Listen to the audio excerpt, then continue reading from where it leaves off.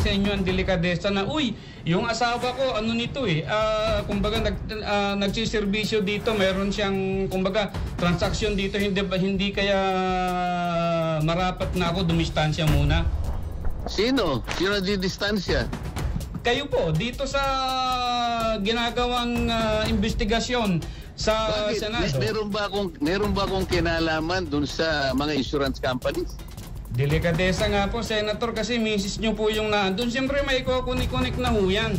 Kung ganyan kayong mag-conclude, independent nga kaya tinatanong ko nga sa inyo kanina kung naiintindihan niyo Kaya nga po nagtatanong din kami, delikadesa din ho yung binabanggit namin dito. Hindi pinag-uusapan ng delikadesa dahil wala akong connection doon. Ang asawa ko independent. Yun nga po, asawa niyo yun nakikipagdebate ka pa sa akin Akala ko ba magtatanong ka lang? Nagtatanong din po kami pero tanga. Oh,